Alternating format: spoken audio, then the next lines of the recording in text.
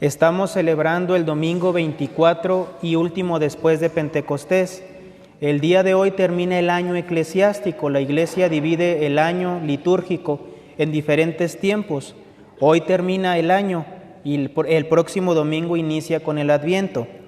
Para esta ocasión, la Iglesia toma la epístola de la carta que San Pablo escribió a los fieles de Colosas y nos dice lo siguiente: Hermanos, no cesamos de rezar por vosotros y de pedir que tengáis pleno conocimiento de la voluntad de Dios, con toda sabiduría e inteligencia espiritual, para que viváis una vida digna de Dios y le agradéis en todo, para que deis toda especie de buenas obras, crezcáis en la ciencia de Dios, confortados en todo, según el poder de su gloria, y así manifestaréis en todo paciencia y fortaleza.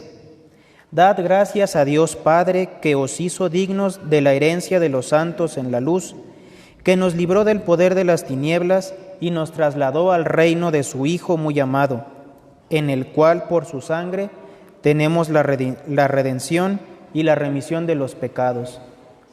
En el nombre hasta aquí la epístola. Nos ponemos de pie para escuchar el Sagrado Evangelio según San Mateo.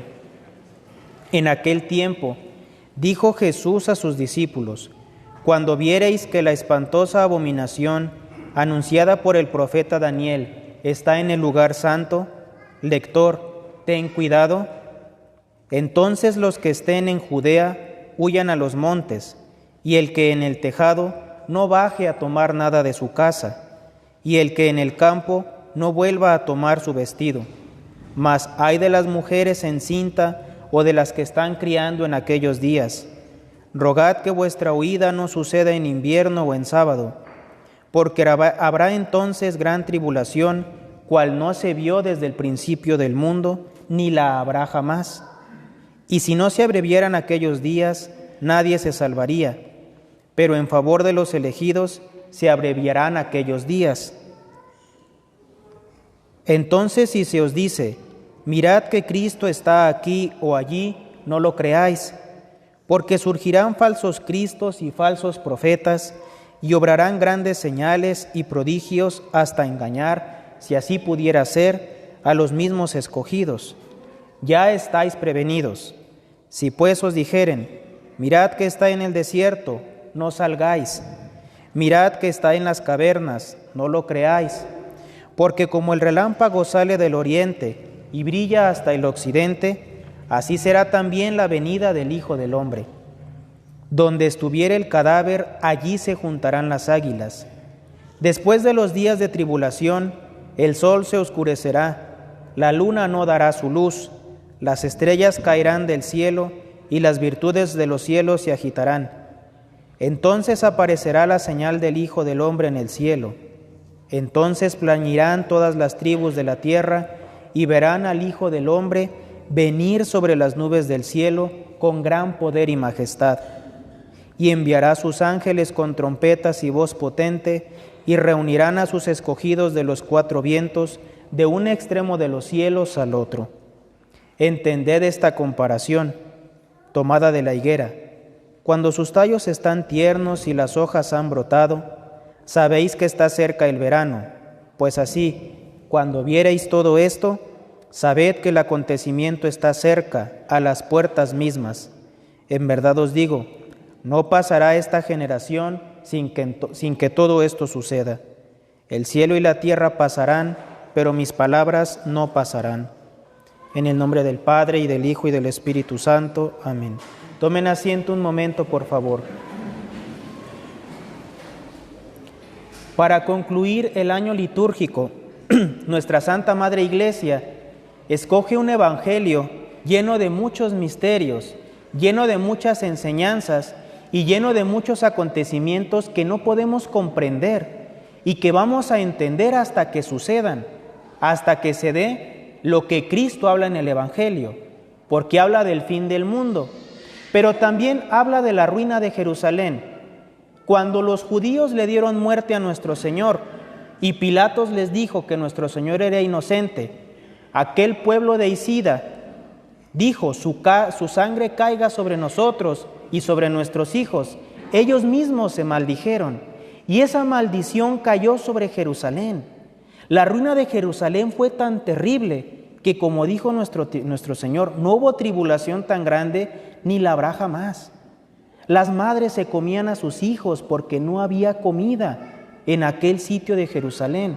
Cuando el emperador romano entró a la ciudad y vio los destrozos que estaban dentro de la ciudad, dijo: Dios es testigo que yo no soy culpable de lo que ha pasado aquí, sino este pueblo rebelde. Ellos solitos se maldijeron. Fue terrible la caída de Jerusalén, pero es que fue terrible el pecado que ellos cometieron. Por eso la ira de Dios cayó sobre aquella ciudad y seguirá cayendo sobre ese pueblo maldito hasta que los siglos terminen, porque han cometido el pecado más grande que se puede cometer, el pecado de dar muerte a Dios. Y hasta el día del juicio final estarán pagando ese pecado. Eso ya pasó, pero nuestro Señor mezcló en aquel sermón la caída de Jerusalén con el fin del mundo. Aquí habla del fin del mundo. Y cuando nuestro Señor da un aviso, debemos de poner mucha atención, porque nuestro Señor no exagera. No es como nosotros que ante cualquier problema nos alarmamos y hacemos las cosas muy grandes, no.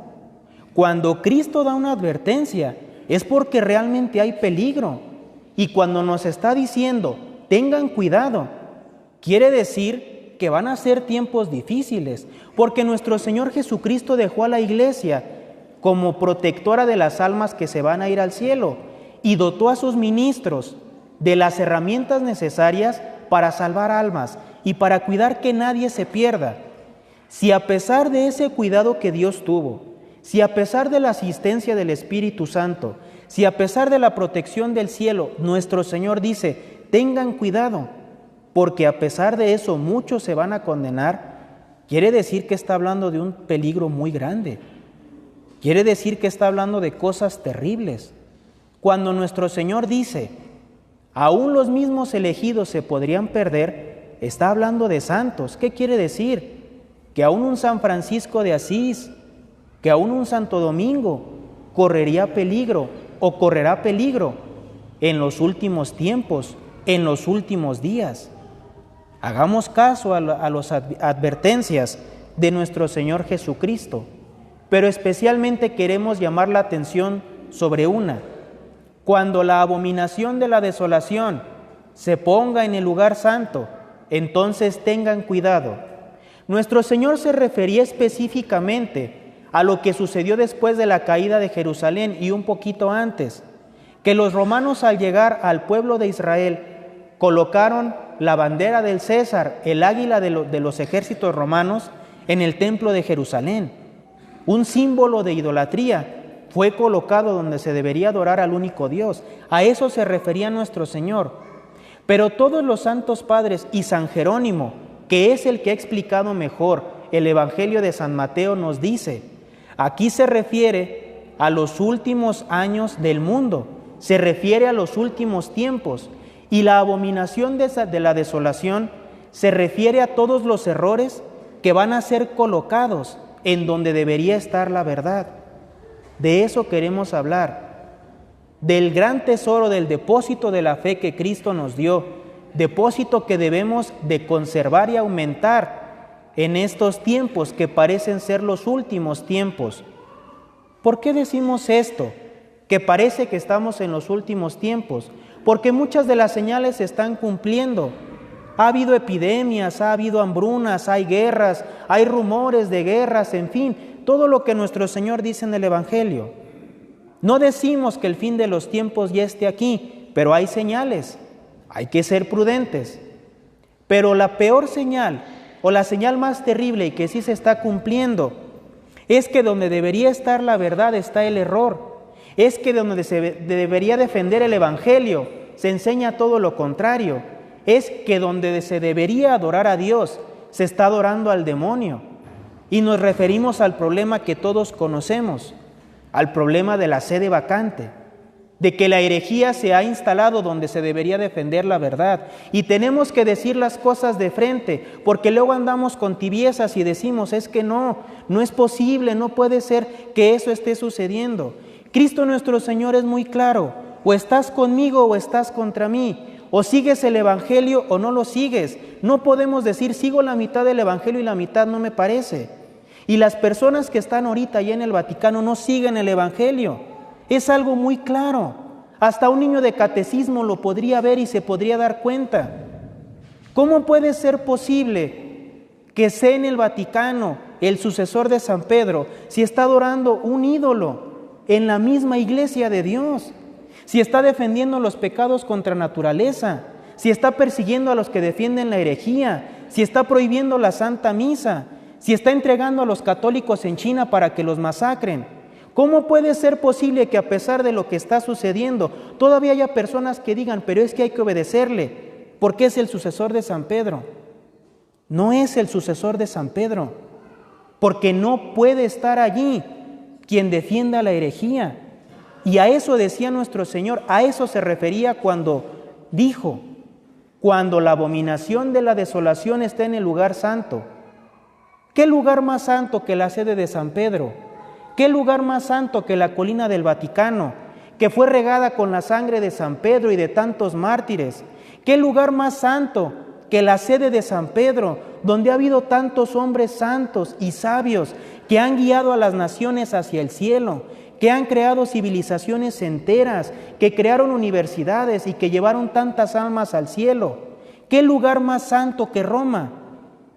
Pues Roma es el peor lugar el día de hoy, donde se enseña toda clase de errores, donde se persigue a todo aquel que defiende el Evangelio, donde se ataca y se critica a todo aquel que defiende lo que Cristo enseñó, donde se cierran los libros de Santo Tomás de Aquino para abrir los libros de los herejes y de los peores filósofos que han visto los siglos. No es ese el Vaticano que la Iglesia conoció. La sede está vacante y la abominación de la desolación está puesta allí. Es algo muy claro, es algo de lo que todos se dan cuenta, y aún los mismos que están en el Vaticano y en las estructuras modernistas se están dando cuenta y están diciendo, tienen razón, algo está pasando allí porque se está defendiendo el error y la herejía. Y hay quien dice, pero es que no hay que ser tan radicales, no hay que ser tan extremistas. Podemos interpretar el Evangelio y entender ciertas cosas. Podemos entender el Vaticano a la luz de la tradición. Podemos echar a buena parte las palabras que dice el Papa. Podemos entender bien las cosas que él dice y aunque sean ambiguas, se pueden entender bien. Pero es que aquí hay una situación. El Papa no está para que lo entendamos. El Papa está para orientarnos y para decirnos claramente la verdad. Cuando él habla no tiene que haber ninguna vacilación. El Papa era el hombre del sí o del no. Cuando se le preguntaba, ¿se puede hacer esto?, ellos simplemente respondían sí o no, sin dar explicaciones, porque tiene que ser muy claro lo que se enseña desde arriba, para que no quepan vacilaciones, para que no quepa duda sobre la fe. ¿Cómo es que aun cuando da un simple comentario tenemos que andar entendiendo lo que realmente quiso decir? Eso no es de un papa, eso no es ni siquiera de un hombre que se diga que enseña la verdad o que es un maestro. Imagínense un maestro que dé clases y que andemos a cada rato diciendo, bueno, sí se equivocó, pero a lo mejor quiso decir esto. No, ¿para qué te queremos? ¿Para que nos enseñes la verdad o para que andemos corrigiendo todo lo que dices? Cristo nuestro Señor puso al sumo pontífice para enseñar la verdad, no para confundir a los fieles. Y eso es lo que está pasando el día de hoy. El tesoro de la fe es lo más sagrado que Cristo nos dejó, después de su iglesia y de sus sacramentos, de la Sagrada Eucaristía. Por eso dijo nuestro Señor, donde quiera que estén reunidos 2 o 3 en mi nombre. Eso lo dejó muy claro, en mi nombre. Enseñad a todas las naciones, guardad los mandamientos que les enseñó. Ay de aquel que le cambie una coma, una tilde a la ley. Nuestro Señor fue muy claro en eso, lo repetía a cada paso. Tienen que cuidar la fe, tienen que defender el depósito de los dogmas, tienen que enseñar lo que yo les enseñé exactamente. Eso es lo más grande que tenemos. Con la fe no se juega. Miren, aquí pasa algo. Y es que muchas veces nos tiembla la mano. Y es que muchas veces tenemos que decirlo así. Somos cobardes y nos da miedo defender la doctrina de nuestro Señor, así como Él nos la enseñó. Y cuando nos preguntan sobre algún tema de la fe o si alguna enseñanza de la iglesia, andamos vacilando y, bueno, sí, pero hay que entenderlo así. No, las cosas se dicen de frente. Y el feminismo está mal, y el aborto es un crimen. Se tiene que decir de frente, sin andar vacilando. Porque así lo hizo nuestro Señor Jesucristo, porque es el tesoro más grande que nos dio, y lo tenemos que cuidar así como nos lo dejó. Miren, nosotros recibimos la fe intacta de nuestros padres, y así se la tenemos que entregar a la siguiente generación, así como la recibimos, sin ninguna mancha, sin ninguna arruga, sin ningún daño a ningún dogma de fe. Y muchas veces, por querer guardar apariencias, por querer guardar la belleza de una liturgia que se ve muy bonita, se hacen contemporizaciones y se hacen acuerdos con los herejes. ¿Cuándo se vio eso? Cítenme un solo caso en la historia de la Iglesia en que el Papa o algún santo o la Iglesia haya hecho un pacto con los herejes. Cítenme un solo caso en que los verdaderos católicos se hayan puesto a dialogar con los herejes para llegar a un acuerdo. No hay un solo caso. Cuando nuestro Señor enseñaba la verdad, lo hacía de frente, y cuando les dijo, el que no come mi carne y no bebe mi sangre, no tendrá la vida eterna, muchos empezaron a ir. Prácticamente se quedó solo. Solamente quedaron los 12 apóstoles. Tenía un auditorio lleno. Al escuchar eso, todos se fueron. Cualquiera de nosotros hubiera dicho, espérense, déjenme les explico, les voy a enseñar lo que quise decir. Eso no hizo Cristo nuestro Señor. Miró a los 12 apóstoles y les dijo, ¿ustedes también se van a ir? No les explicó, no les quiso exponer un poco más lo que dijo, no, los puso en la alternativa. ¿Ustedes también se van a ir? Porque lo que estoy enseñando es la verdad y no me voy a retractar. Estaba dispuesto a quedarse solo nuestro Señor sin los apóstoles. Y fue entonces cuando San Pedro dijo, pero Señor, ¿a quién vamos a ir si solo tú tienes palabras de vida eterna? Eso es lo que hace un verdadero sucesor de San Pedro.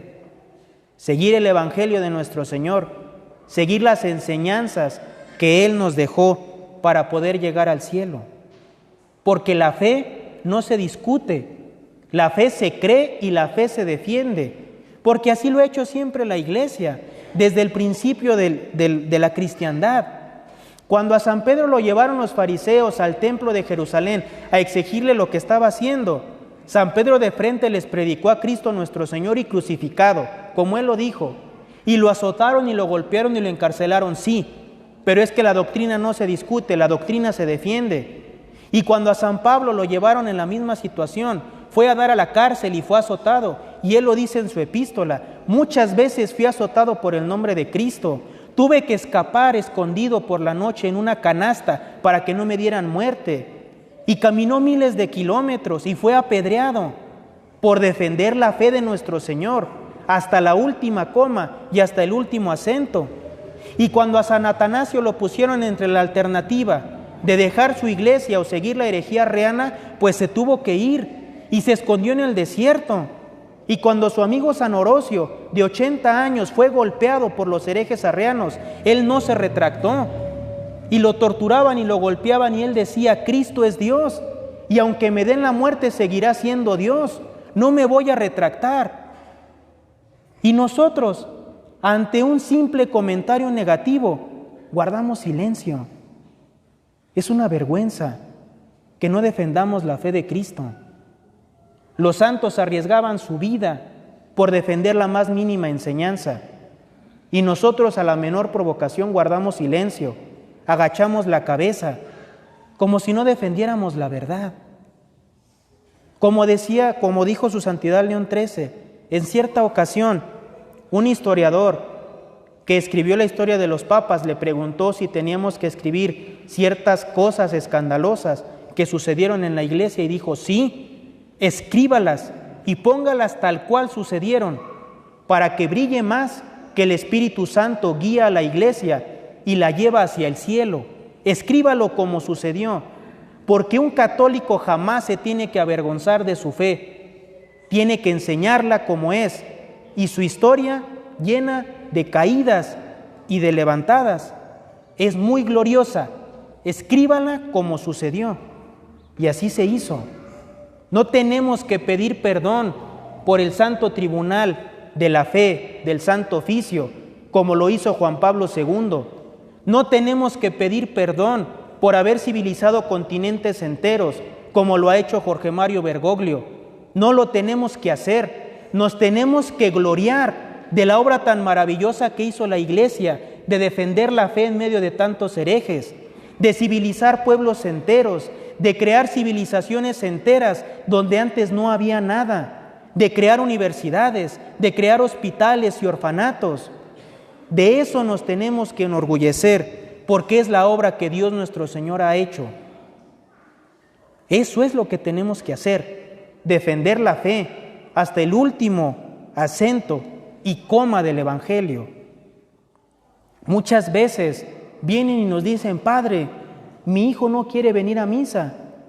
Y le preguntamos, ¿y usted por qué viene a misa? Y no nos saben responder.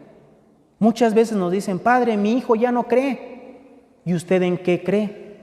Y no nos saben responder.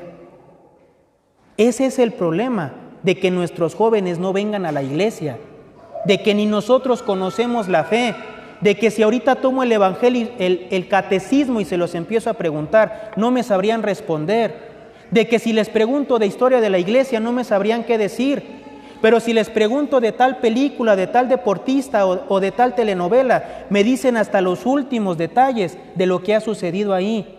Ese es el problema, que somos católicos de a mentiras, que somos católicos light. Y miren, el catolicismo no está hecho para cobardes ni para tibios.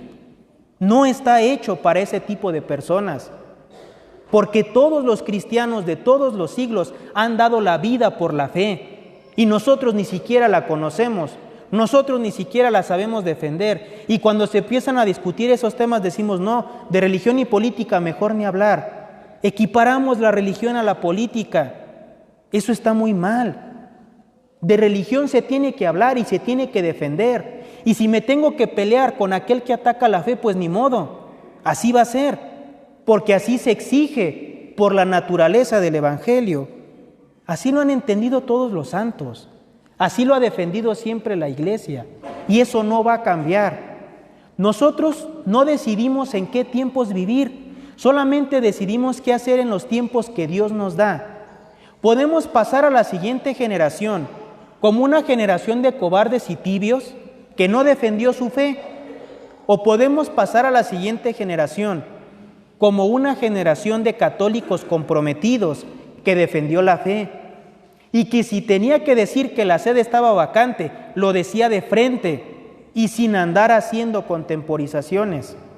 Cuando Lutero se rebeló en Alemania, se le enviaron a los dos mejores teólogos que tenía la Iglesia para dialogar, como Bergoglio lo ha hecho con los luteranos, para colocar la estatua de Lutero en una iglesia y discutir su canonización.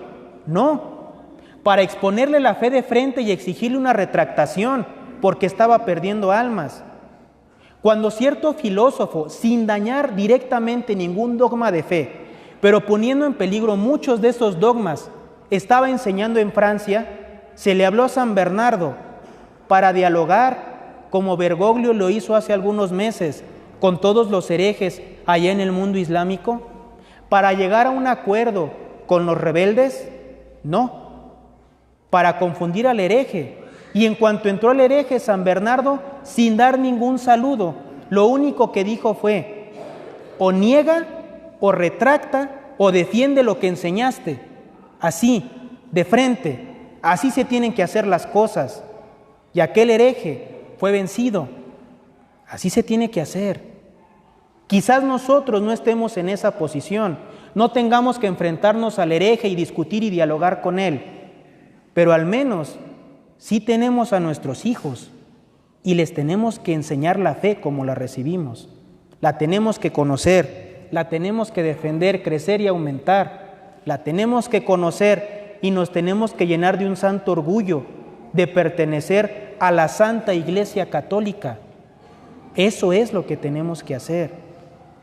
Que renazca de nuevo la fe, que nuestros hijos conozcan su fe y sepan lo que es la Iglesia, que la amen y la defiendan. Como dice el Catecismo, ¿es difícil llegar al cielo? No. Tenemos que vivir como santos y morir como santos, conocer y defender la fe. Y quien ama a Jesucristo, ama y defiende la Iglesia.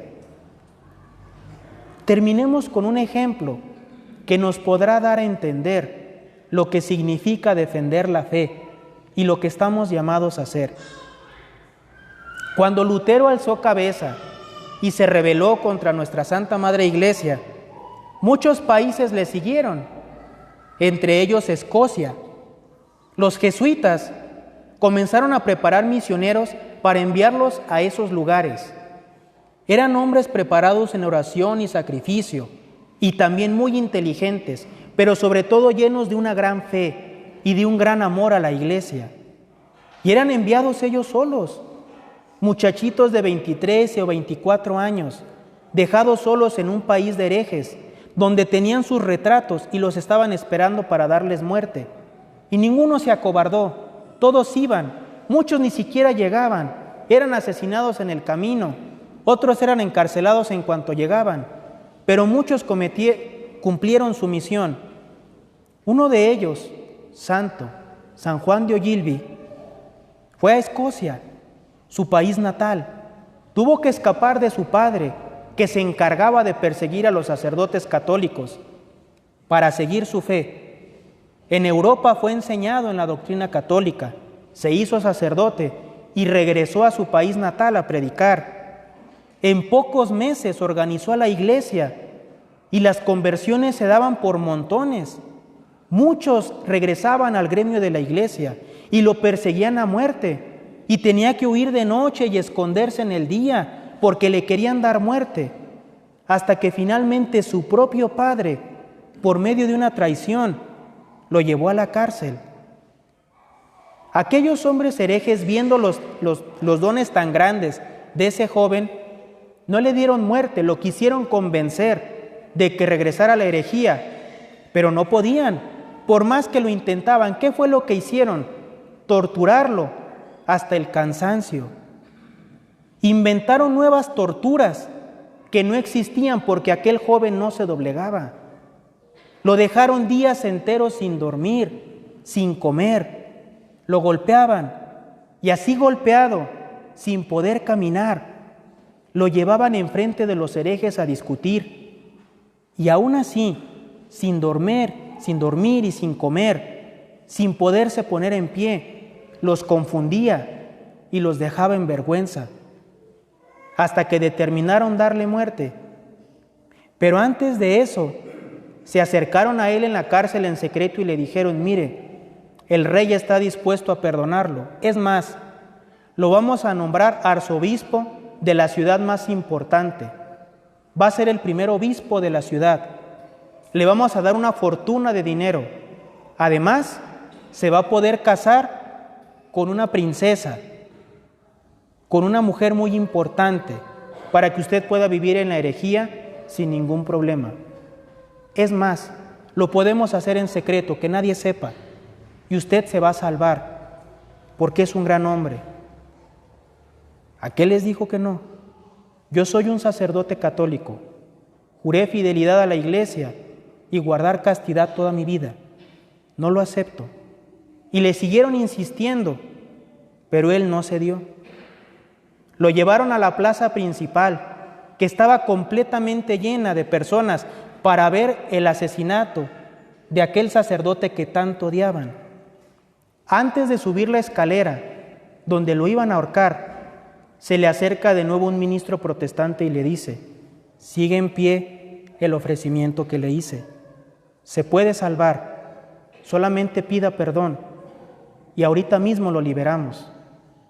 Entonces, para que todos lo escucharan, aquel sacerdote dijo: ¿sigue en pie el ofrecimiento de hacerme arzobispo de la ciudad principal? Sí, le respondieron los ministros. ¿Sigue en pie el ofrecimiento de la fortuna? Sí, le contestaron. ¿Sigue en pie el ofrecimiento de la mano de aquella doncella? Sí. ¿Entonces solamente me dan muerte por ser sacerdote católico? Sí. ¿Entonces solamente me dan muerte por ser fiel a la Santa Iglesia? Sí. Eso es lo que quería saber. Adelante. Que si 1000 vidas tuviera, 1000 vidas daría por el nombre de Cristo. Y así murió aquel santo sacerdote, por la fe de nuestro Señor. Así se defiende la fe, así se sigue a la Iglesia católica, así se llega al cielo.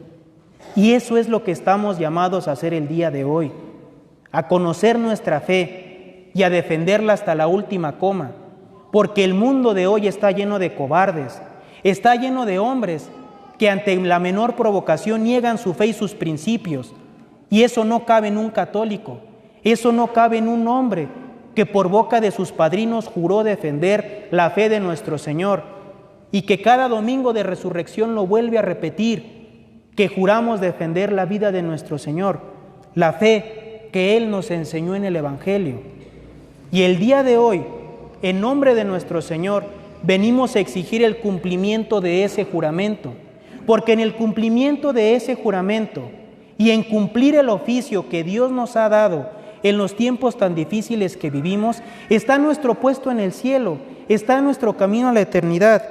Y así como esos santos hombres sufrieron por la fe de nuestro Señor y ahorita están gozando en la eternidad y nadie les va a quitar ese gozo, así llegará un día en que después de haber sufrido tanto por la fe y de haber vivido en la iglesia, llegando allá a las puertas de la eternidad, escuchemos a nuestro Señor que nos diga: ven, bendito de mi Padre, porque seguiste mi fe, porque muriste en la iglesia y porque la defendiste aún con tu vida.